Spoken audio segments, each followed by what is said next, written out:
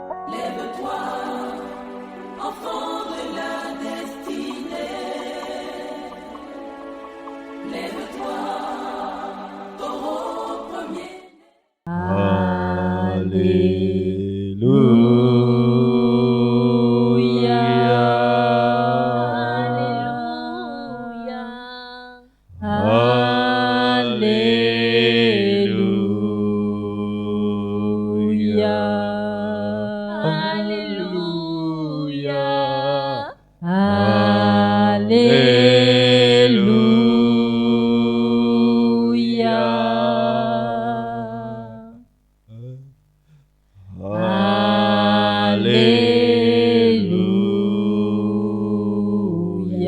Merci Jésus.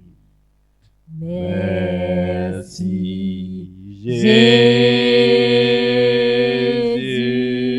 Merci Jésus. Merci Jésus.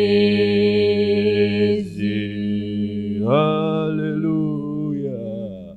Merci Jésus.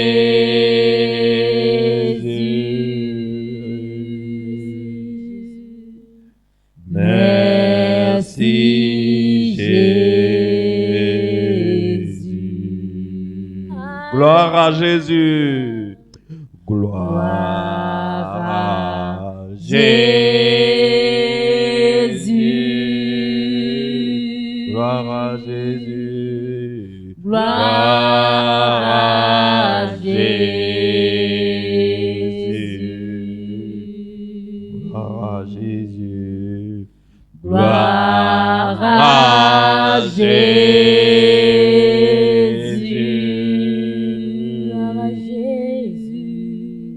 Gloire à Jésus. Alléluia.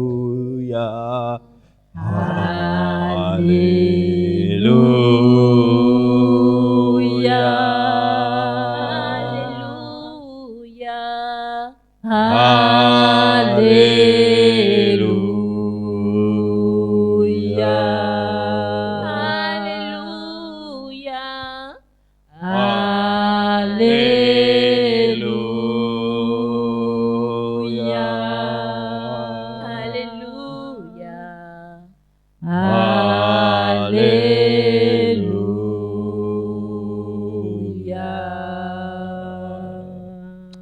Fais monter ton adoration. Donne-lui une parole d'amour. Bénis le Dieu très haut. Bénis le Dieu très saint. Bénis le Dieu admirable. Bénis le Dieu de victoire.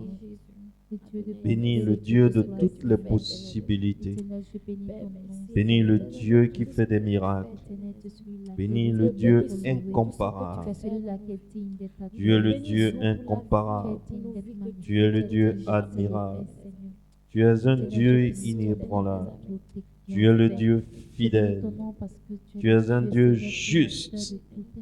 Tu es le Dieu véritable. Nous te donnons notre adoration. Nous nous prosternons devant ta face. Le temple gloire de Pingerville, l'église que tu as suscitée toi-même, la maison de la destinée, temple gloire de Pingerville, te loue, t'adore, te glorifie, te célèbre, te magnifie, t'élève au-dessus de toutes choses, car c'est là ta place. Ô Dieu, reçois l'adoration, reçois la prosternation, reçois, Père, l'admiration, reçois la contemplation. Nous te contemplons, Seigneur.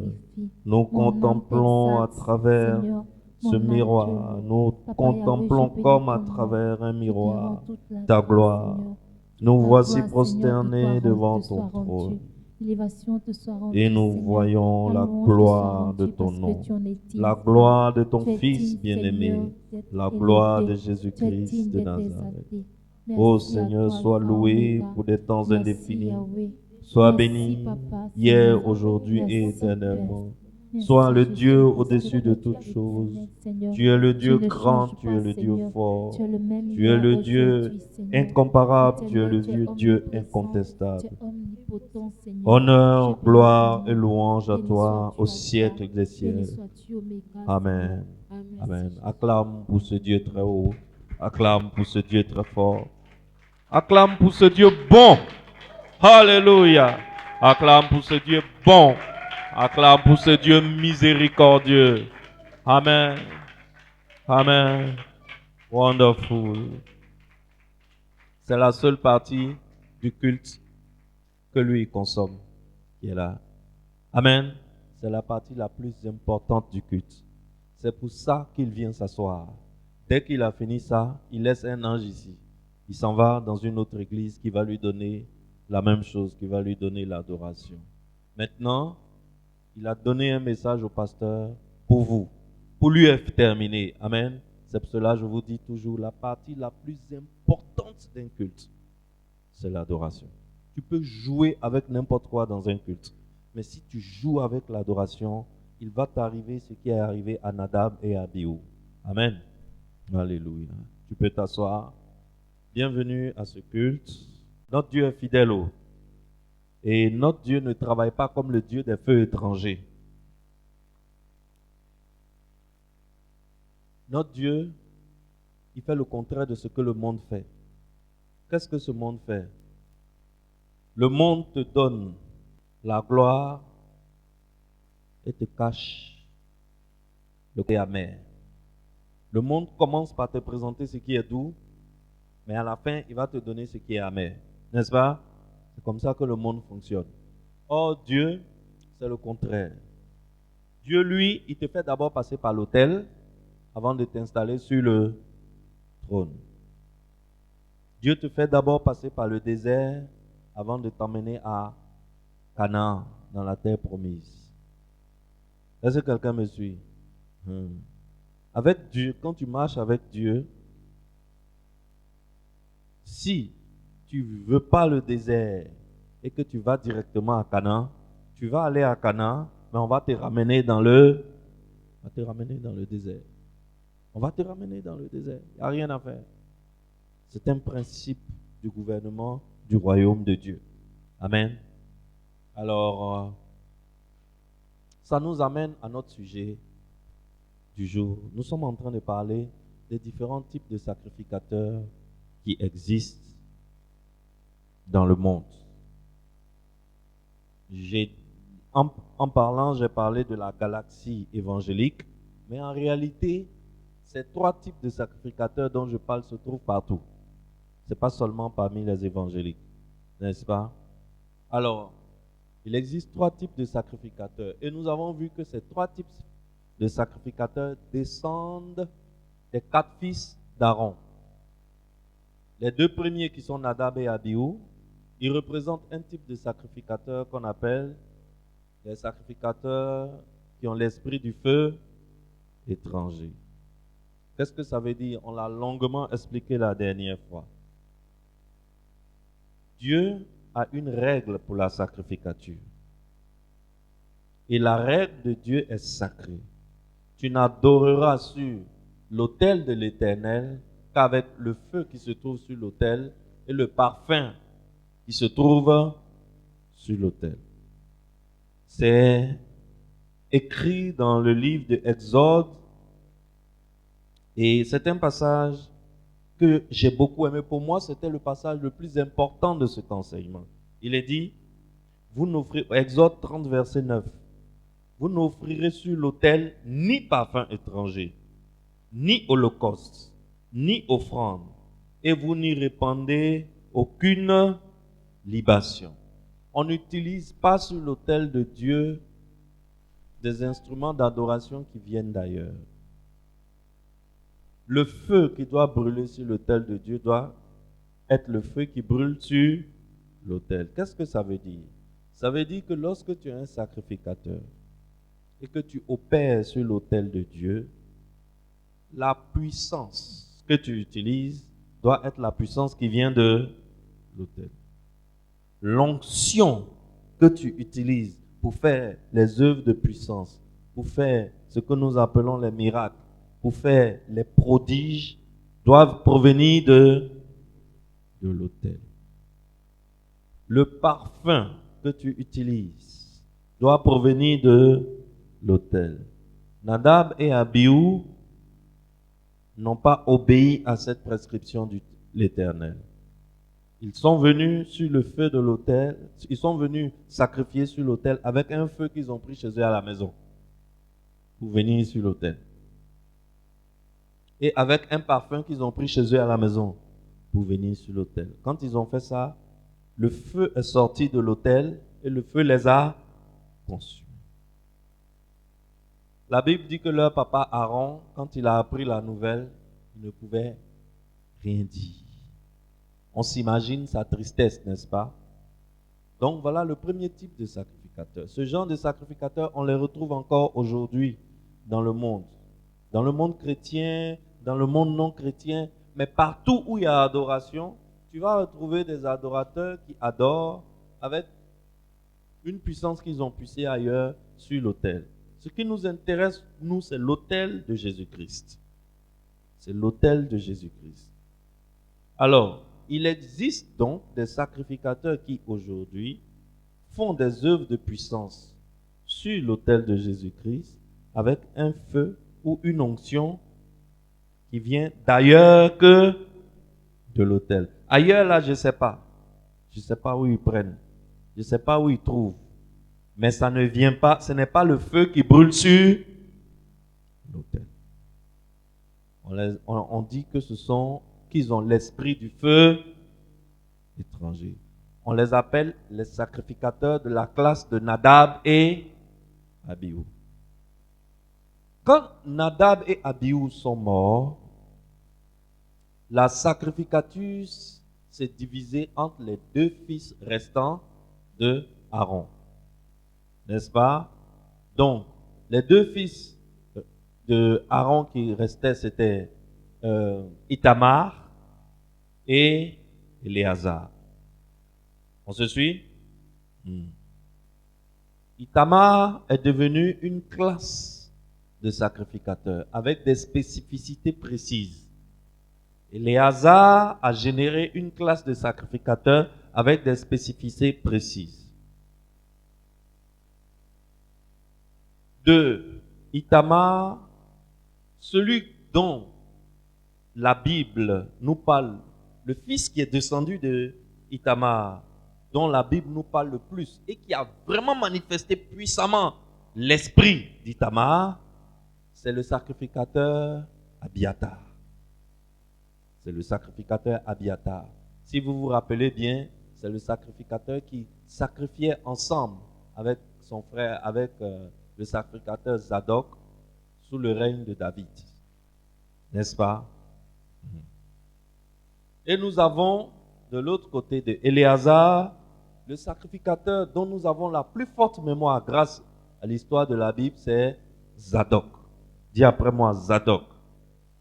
Zadok. Donc, nous avons les sacrificateurs de la classe d'Ithamar, mais on peut aussi dire de la classe d'Abiathar. Et nous avons les sacrificateurs de la classe d'Éléazar, mais on ne va pas dire Éléazar, on va plutôt parler du descendant d'Éléazar qu'on appelle Zadok. Est-ce que vous m'avez bien compris? Alors, il ne faut pas te mélanger les pédales si je dis sacrificateur de la classe de Zadok. En fait, je parle du fils d'Aaron qu'on appelle Éléazar. Je parle de sa lignée, de sa descendance. Quand je dis les sacrificateurs de la classe d'Abiathar, ne te mélange pas. En fait, je suis en train de parler de la lignée de Ithamar. Est-ce que c'est clair dans ta tête? Bien. Maintenant, nous allons parler des sacrificateurs de la classe d'Ithamar. Quel est l'esprit d'Ithamar? On a vu que l'esprit de Nadab et Abihu, c'est quel esprit? C'est l'esprit du feu. C'est l'esprit du feu. Maintenant, il existe un autre type de sacrificateur. Eux, ils ont un esprit qu'on appelle la simonie. Dis après moi, la simonie. La simonie. Le dictionnaire définit la simonie comme le commerce des biens spirituels. Le dictionnaire définit encore la simonie comme l'achat ou la vente d'une chose spirituelle avec un bien matériel. Est-ce que quelqu'un me suit? Les choses spirituelles sont les choses du monde invisible. La simonie, c'est que un sacrificateur promet à un fidèle ou à un membre du peuple quelque chose du monde invisible en lui prenant quoi? En échange de quoi? En échange d'argent ou bien d'un bien matériel. Est-ce que tu vois? C'est ça l'esprit de la simonie. Est-ce que c'est compliqué? Ce n'est pas compliqué. Le terme simonie n'est pas directement lié à Itamar parce que c'est un esprit qui s'est manifesté plus puissamment dans la vie de ses descendants. Quand tu prends par exemple les sacrificateurs comme Ophni et Phiné, les fils de Élie, tu connais bien ta Bible, non? Les fils du sacrificateur Élie, pas du prophète Élie. Les fils du sacrificateur Élie, celui qui a été le coach du prophète Samuel. Vous vous rappelez? Il avait deux fils qui s'appelaient Ophni et Phiné. Ophni et Phiné, là, qu'est-ce qu'ils faisaient au temple? Si tu connais bien ta Bible.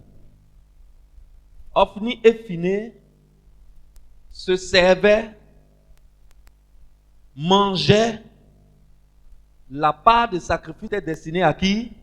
À Dieu. Et prenaient de l'argent avec des gens qui venaient sacrifier sur l'autel en leur promettant des choses spirituelles. Comme par hasard, est-ce que tu sais de qui descendent Ophni et Phiné? Ophni et Phiné descendent de Abiathar. Leur arrière-grand-père, c'est Abiathar. Leur arrière-grand-père, c'est Itamar. Est-ce que tu vois? Ils ont pratiqué la simonie. La simonie, c'est se servir de l'autel.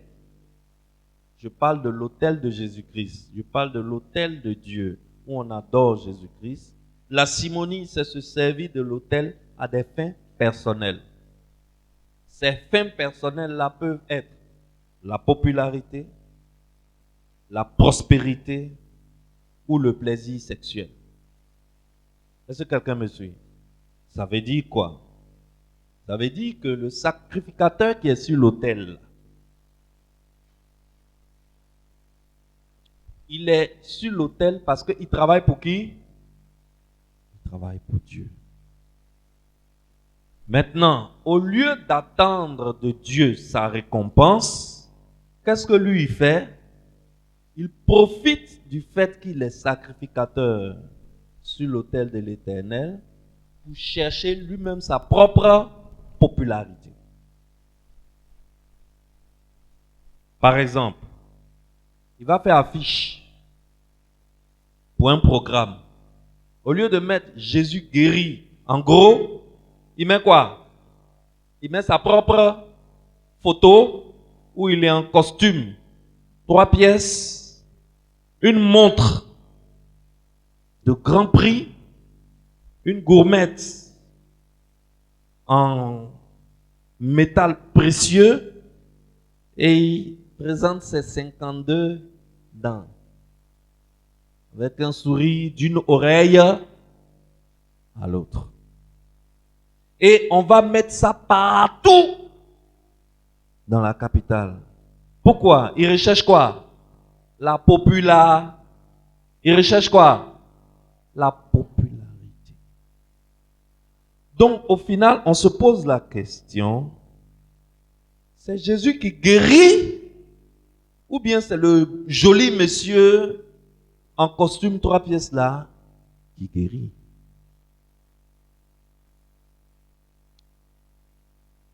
Vous vous êtes posé la question une fois peut-être, n'est-ce pas? Il y a des gens à qui ça a peut-être dû traverser l'esprit.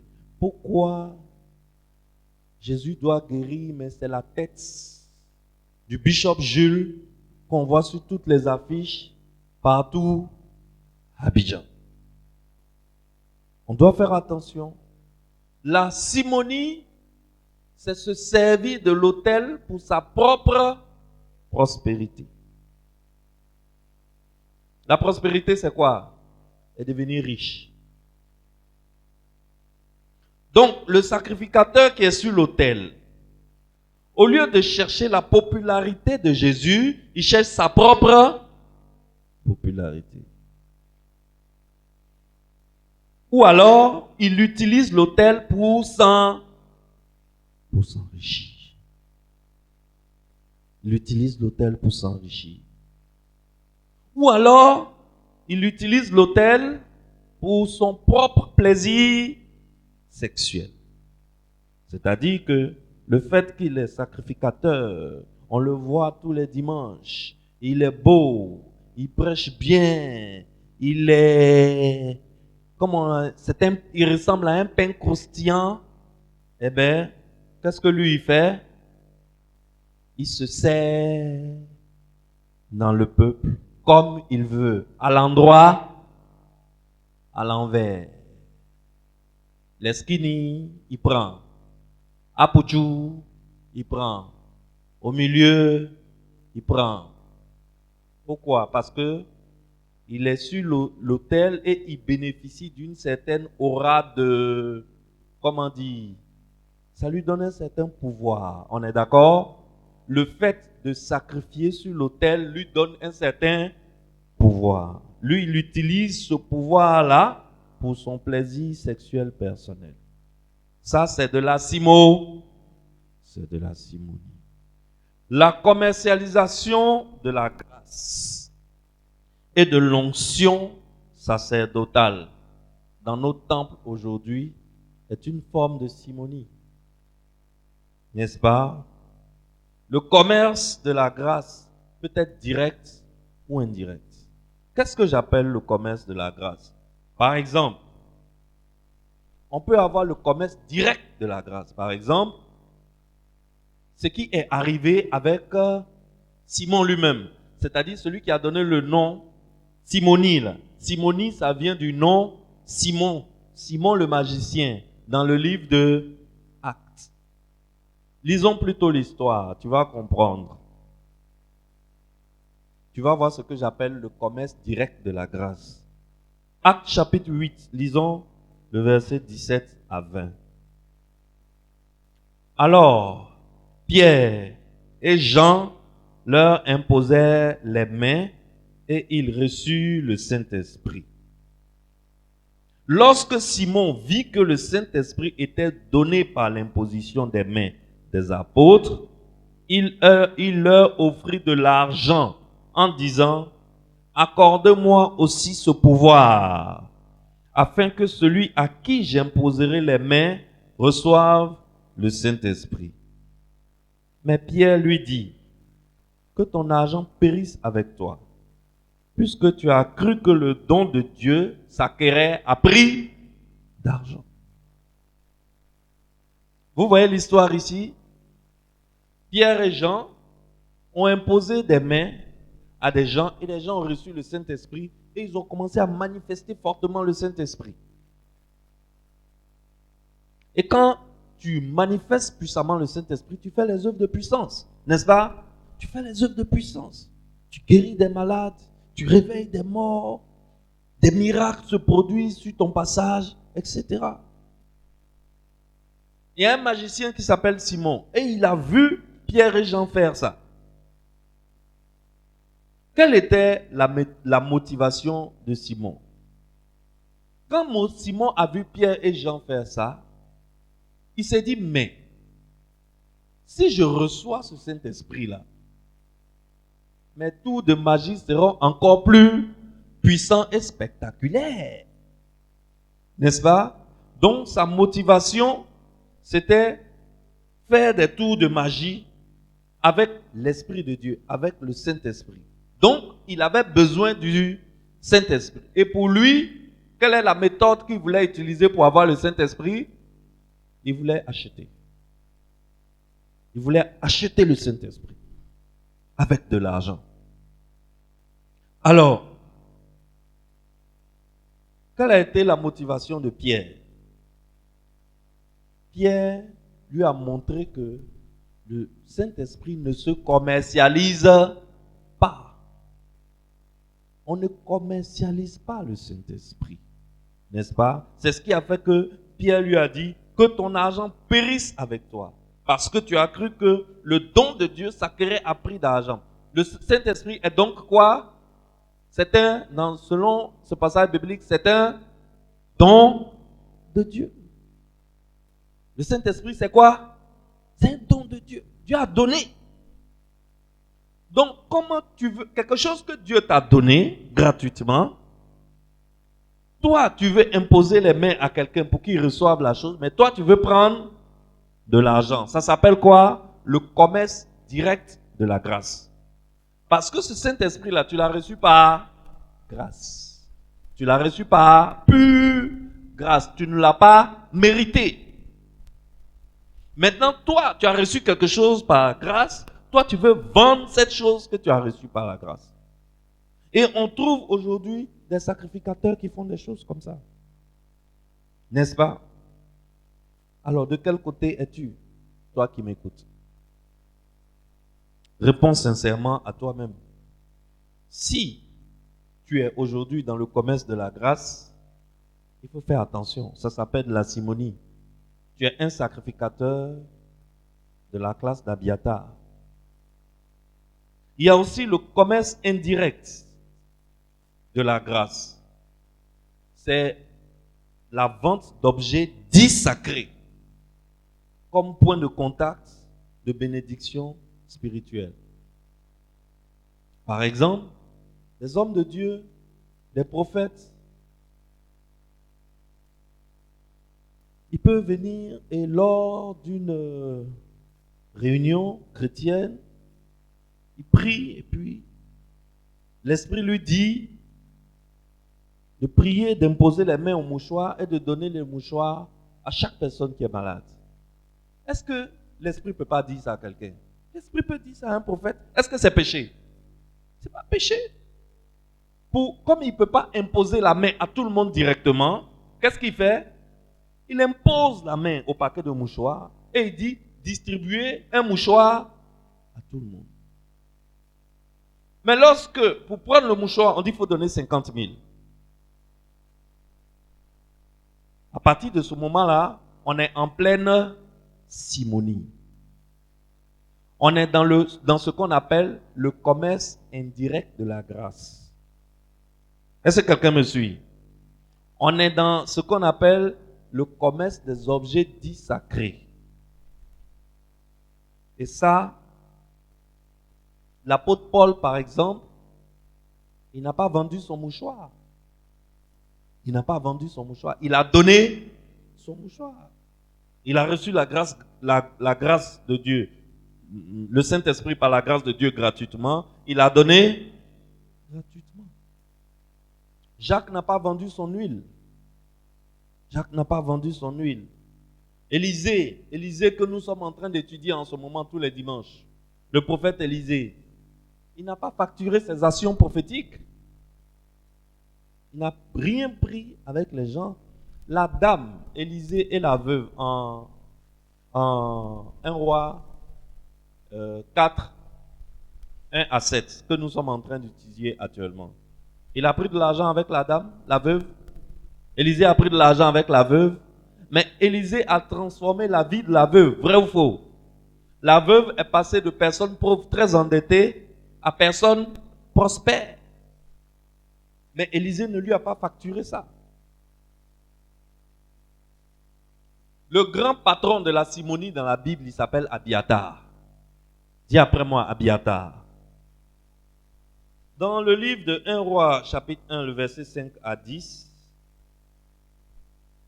je résume. Adonijah, le fils de David, un matin a vu qu'il était trop joli, il a décidé de devenir roi. Or, pour devenir roi, tu as besoin de deux choses. La force spirituelle et la force militaire. On est d'accord? La force spirituelle et la force militaire. Adonijah est parti voir le chef d'état-major de David pour avoir la force militaire. Il lui a dit, mon père est sur le déclin. Je mérite de le remplacer sur le trône. Mais je veux que quand je vais prendre le pouvoir, tu sois avec moi à la conquête du pouvoir pour que quand je serai sur le trône, c'est toi qui seras toujours chef d'état-major des armées. Mais ce n'est pas fini. S'il a la force militaire, ça ne suffit pas. Il lui faut aussi la force spirituelle. Donc, il a besoin d'un sacrificateur qui va verser l'huile sur sa tête. Or, il y avait 2 sacrificateurs en Israël. Il y avait Abiathar et il y avait Zadok. Au-delà de Zadok et Abiathar, il y avait un grand prophète en Israël en ce moment qui s'appelait le prophète Nathan. N'est-ce pas? Qu'est-ce que Adonijah a fait? Adonijah, il a regardé parmi les 2 sacrificateurs, il est parti vers Abiathar.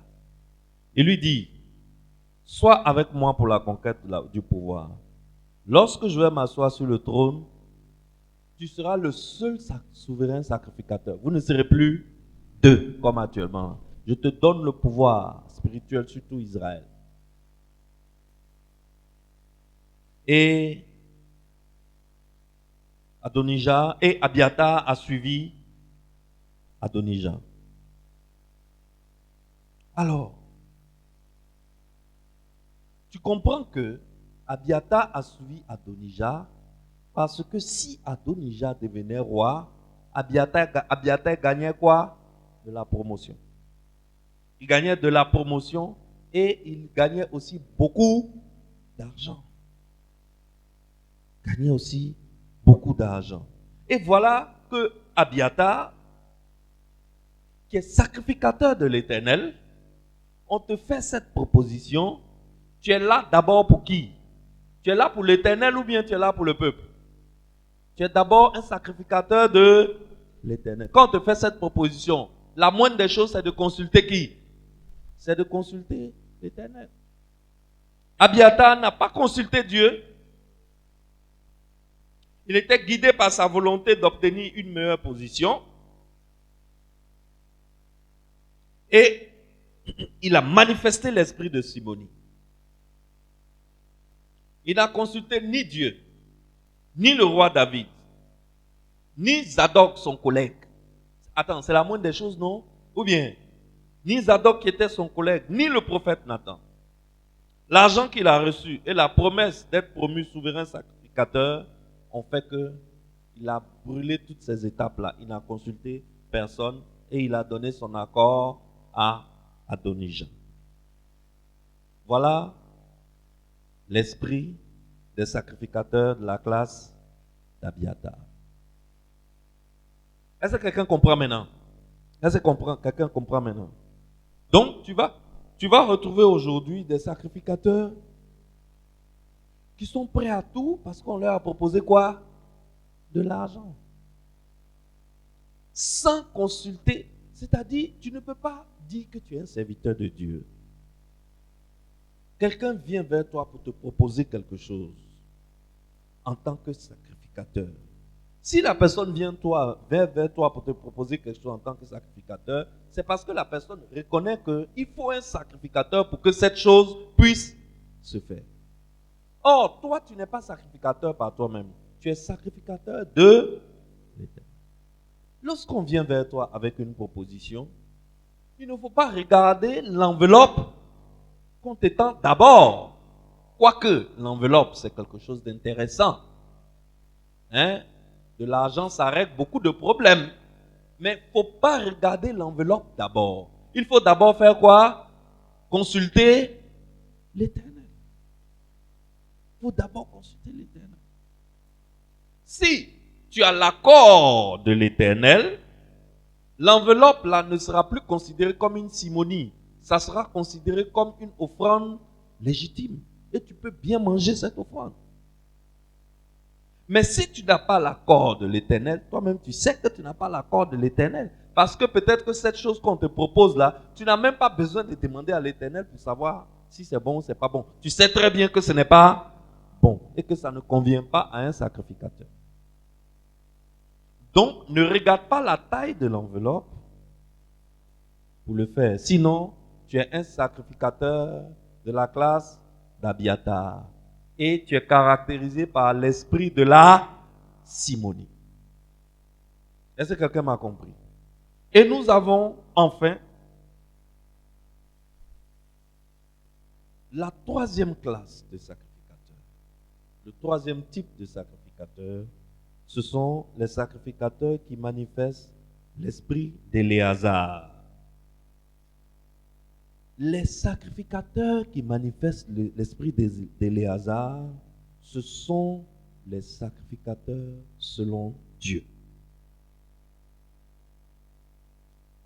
Et en Israël, il y avait deux sacrificateurs au temps du roi David. Abiathar et, je t'ai donné le nom tout à l'heure, Abiathar et Zadok. Pendant que Abiathar manifestait l'esprit de simonie, ça veut dire qu'il s'est laissé acheter avec de l'argent pour donner la grâce que Dieu a mise sur lui. Son collègue Éléazar est resté intègre. Pourquoi Adonijah n'est pas allé vers Zadok? Parce que Adonijah connaît Abiathar et il connaît Zadok. Il sait que Abiathar, il a un prix. L'offrande peut le faire changer. Mais il sait que Zadok, c'est un sacrificateur selon Dieu. Il s'en fout des offrandes. Lui, ce qui l'intéresse, c'est quoi? La vie de Dieu très haut. Et Zadok est le sacrificateur modèle. 1 Samuel chapitre 2 verset 35 parle d'un sacrificateur modèle. Et Zadok est exactement ce type de sacrificateur. 1 Samuel 2, 35 dit: je m'établirai un sacrificateur modèle qui agira selon mon cœur et selon mon âme. Je lui bâtirai une maison stable et il marchera toujours devant mon oint. Vous savez, dans le livre d'Ézéchiel, il existe un temple qu'on appelle le temple d'Ézéchiel. Ce temple-là, c'est un temple spirituel. Ce n'était pas un temple qui a été bâti physiquement. Le temple d'Ézéchiel est un temple spirituel. Et le nom de Zadok et de ses enfants ont été mentionnés dans ce temple spirituel. C'est un temple qui était constitué que de deux parvis. Le parvis extérieur et le parvis intérieur. Si tu veux, peut-être que le mot parvis te semble un peu lourd. Disons la cour intérieure, la cour extérieure, là où le peuple se tient, et la cour intérieure, là où Dieu se tient. Est-ce que c'est clair dans ta tête maintenant? En fait, le temple d'Ézéchiel, à la différence du temple d'Israël qui était construit physiquement, qui était constitué de 3 parvis, le temple d'Israël était constitué de la cour, qui était la cour extérieure, du lieu saint, n'est-ce pas, et du lieu très saint. Mais le temple d'Ézéchiel était un temple spirituel qui n'était constitué que de 2 cours. La cour extérieure où se tenait la foule et la cour intérieure où se tenait la présence de Dieu.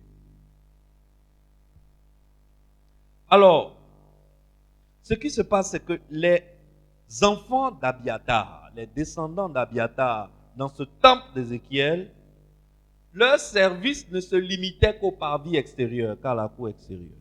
Ils n'avaient pas accès à la cour intérieure, au parvis intérieur. Lisons Ézéchiel chapitre 44, versets 11 à 12. Ils seront dans mon sanctuaire comme serviteurs. Ils auront la garde des portes de la maison. Et ils feront le service de la maison. Ils égorgeront pour le peuple. Est-ce que tu entends? Est-ce qu'un sacrificateur, il égorge pour le peuple en temps normal? Il égorge pour qui? Pour Dieu. Mais les sacrificateurs de la classe d'Abiathar, à cause de leur caractère, c'est-à-dire les sacrificateurs qui sont prêts à échanger la grâce qui est sur l'autel contre de l'argent. Les sacrificateurs qui utilisent l'autel pour leur propre popularité, au lieu de la popularité de Jésus. C'est son nom qui doit prendre tout Abidjan.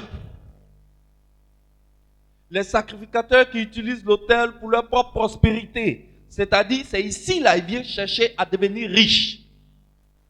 Au lieu d'être riche sur le marché, tu sais, si tu veux être riche, Dieu n'est pas contre la richesse. On voit ça tous les dimanches, non? Est-ce que Dieu veut que ses enfants soient pauvres? Non. Dieu n'a aucun problème avec la pauvreté, avec la richesse. Si tu veux être riche, va faire des affaires. C'est ce qu'on est en train de voir chaque dimanche, non? Dimanche dernier, on a vu le rôle des voisins, n'est-ce pas? Tu veux être riche, va faire des affaires. On ne devient pas sacrificateur de l'Éternel, chercher à s'enrichir. On n'utilise pas l'autel comme prétexte pour s'enrichir. Quand tu fais ça, tu es un sacrificateur de la classe d'Abiathar. La conséquence, c'est quoi? La conséquence, c'est que lorsqu'on est arrivé dans le temple d'Ézéchiel, ils n'avaient pas accès au parvis intérieur. Dieu a bloqué leur service à la cour extérieure. Donc désormais, ils égorgeaient pour le peuple les victimes destinées aux holocaustes et aux autres sacrifices. Et ils se tiendront devant lui pour être à son service. Ils seront désormais, les enfants d'Abiathar seront désormais au service du peuple. Et non plus sacrificateurs de l'Éternel. Est-ce que vous voyez le danger? Vous voyez le danger? Ils égorgeront pour le peuple. Ils se tiendront devant le peuple pour être à son service. Ils sont devenus des serviteurs du peuple au nom de Dieu. Excellence. Un vrai sacrificateur se tient d'abord devant Dieu. On est d'accord? Un vrai sacrificateur se tient d'abord devant Dieu. Et c'est quand il a fini de parler avec Dieu, de communiquer avec Dieu. C'est le message que Dieu lui a donné là. C'est ça qu'il sort maintenant du lieu intérieur pour venir maintenant dans le lieu extérieur pour transmettre le message au peuple. Un sacrificateur qui ne s'est pas tenu dans le lieu intérieur, qu'est-ce qu'il va dire au peuple? Il va enseigner au peuple des sagesses d'hommes. On voit ça aujourd'hui ou bien on ne voit pas ça? Il va enseigner au peuple des sagesses d'hommes. Il va enseigner au peuple le développement personnel. Au lieu d'enseigner l'évangile. Parce que quand on se tient dans le lieu intérieur, c'est là qu'on comprend l'évangile. C'est là que... Écoute, personne ne peut connaître Jésus-Christ tant que Jésus-Christ ne s'est pas révélé à lui. On est converti, hein? On s'est baptisé. On prend la Sainte Seine. On lit la Bible. On prie, on adore. Mais on n'a pas la même révélation de Jésus-Christ. Est-ce qu'on est d'accord? On n'a pas la même révélation de Jésus-Christ. Jésus-Christ choisit de se révéler. Ça dépend de comment tu te comportes dans la cour intérieure, dans sa présence. C'est là qu'il se révèle. Et quand il se révèle là, tu n'as plus besoin de feu étranger pour faire tomber les gens. Tu n'as plus besoin de feu étranger. Puisque c'est faire tomber les gens qu'on cherche maintenant. Tu n'as plus besoin de feu étranger. Tu n'as plus besoin d'un joujou, d'un parfum bizarre, d'un sacrifice pour faire tomber les gens. Parce que quand Jésus-Christ s'est révélé à toi, en fait, toi-même, tu es surpris par les œuvres de puissance. Ça arrive et puis tu dis, hé! Si tu ne fais pas attention, toi-même, tu as créé, ouah! Est-ce que tu vois? Alors, Excellence,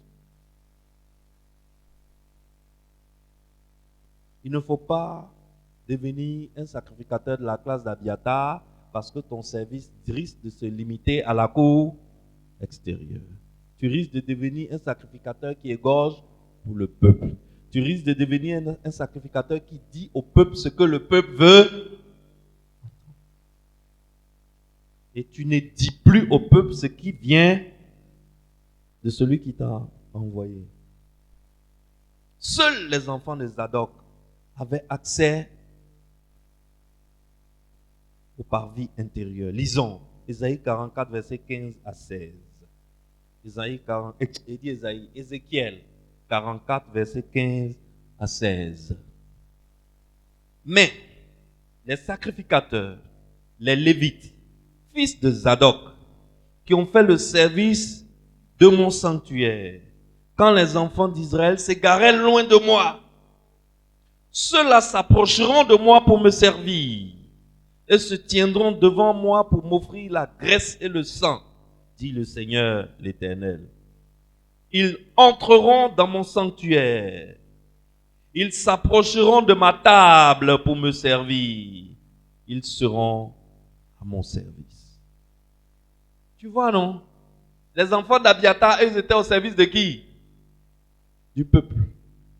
Les enfants de Zadok, ils étaient au service de qui? Au service de Dieu. Excellence, toi qui m'écoutes, à quelle classe de sacrificateur appartiens-tu? Nous sommes tous des sacrificateurs, n'est-ce pas? Je ne parle pas forcément de celui qui dirige une église et qui prêche à la chair. Mais je parle de tout le monde qui m'écoute. En tant que fils de Dieu, sauvé par le sang de l'agneau. Dès que tu as été sauvé par le sang de l'agneau, tu es sacrificateur. Quel type de sacrificateur es-tu? Feu étranger, Nadab et Abihu, Simoni, avec Abiatar, dans le genre de Abiatar, dans le genre de Ophni et Phiné, ou bien sacrificateur comme Zadok, les sacrificateurs selon le cœur de Dieu, les sacrificateurs qui rentrent dans le parvis intérieur avant de venir dans le parvis extérieur. Les sacrificateurs de la classe de Zadok, c'est des sacrificateurs qui ne peuvent pas commencer leur journée tant qu'ils n'ont pas eu rendez-vous avec la présence de Dieu. Sacrificateur de la classe de Zadok, tu ne peux pas te réveiller à 7h45, tu te brosses rapidement les dents, tu as 5 minutes pour t'habiller, tu mets un déodorant rapidement et te voilà en train de courir sur la route du plateau et puis tu dis à Dieu, Seigneur, pardonne-moi, mais toi-même tu vois que je me suis réveillé en retard. Au nom de Jésus, Amen, bénis ma journée. Un sacrificateur, il commence sa journée dans le parvis intérieur avant de venir dans le parvis extérieur. La priorité d'un sacrificateur de la classe de Zadok, c'est son ministère vertical envers Dieu. Le ministère envers le peuple devient son deuxième ministère. Et les enfants d'Abiatar n'avaient pas accès au parvis intérieur. Si tu n'as pas accès au parvis intérieur, d'où provient ton inspiration? D'où proviennent tes prédications? D'où proviennent tes œuvres de puissance? Qu'est-ce que tu dis au peuple de la part de Dieu? Les sacrificateurs de la cour, du parvis intérieur, leur souci, c'était de prendre le peuple dans le parvis extérieur et de l'emmener dans le parvis intérieur, c'est-à-dire devant la présence de Dieu. Mais les sacrificateurs de la cour extérieure, quel était leur souci? Leur souci, c'était de se limiter à garder le peuple dans le parvis extérieur. Où est-ce que tu gardes ton peuple sacrificateur? Où est-ce que tu amènes ton peuple sacrificateur? Est-ce que ton ministère, là, ça amène les fidèles qui te suivent là dans le parvis intérieur, là où se trouve là où se trouve la présence de Dieu, là où se trouve la table du Seigneur. Ou bien tu exerces un ministère qui les maintient dans le parvis extérieur. Tu exerces un ministère qui consiste à les combler de leurs besoins temporels. Dis à ce peuple ce qu'il veut entendre.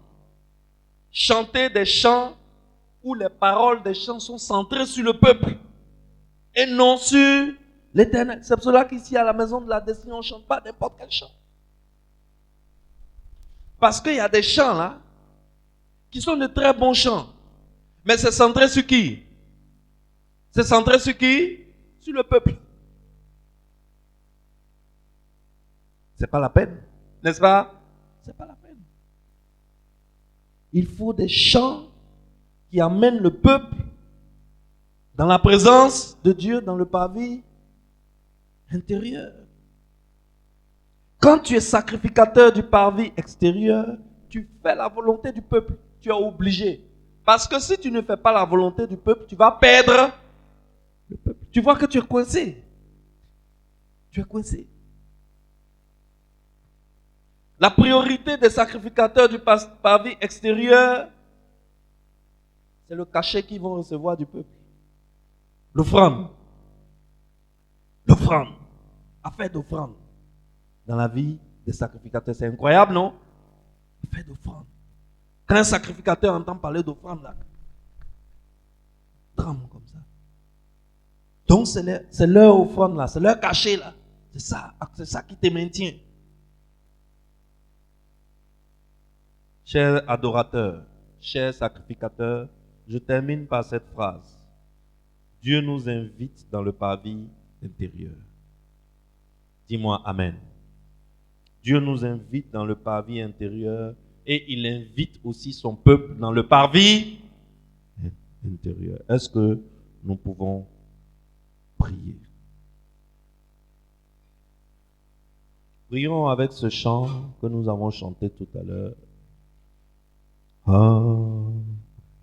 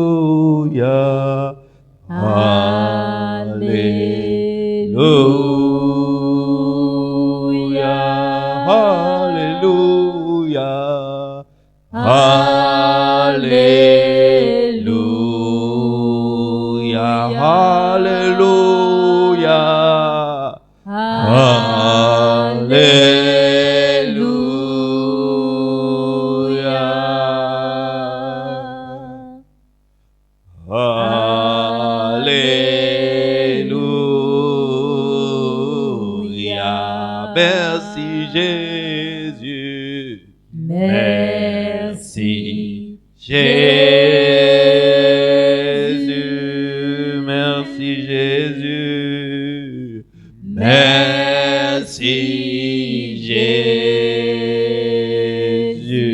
Merci Jésus. Merci Jésus.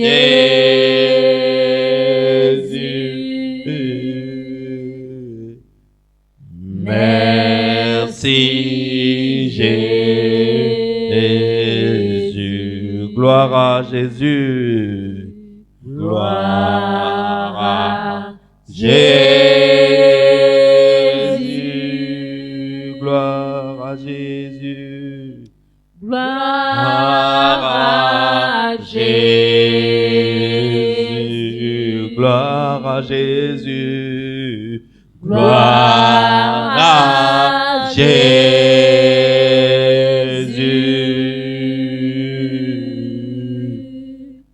Gloire à Jésus. Alléluia. Gloire à Jésus. Merci Jésus, car tu veux nous emmener du parvis extérieur au parvis intérieur. Tu nous invites à rentrer dans le parvis intérieur. C'est pour cela que tu as versé ton sang pour nous. Et tu veux que nous emmenons ton peuple dans le parvis intérieur. Que ton Saint-Esprit vienne nous renforcer et nous donner la capacité de ramener ton peuple, d'emmener ton peuple, d'inviter ton peuple dans le parvis intérieur. Là où se trouve ta table, là où se trouve ta présence. Seigneur, épargne de nous cette tentation de la simonie. Épargne de nous les tentations du feu étranger. Amène-nous à la repentance avant que ton jour n'arrive, avant que ton heure ne sonne.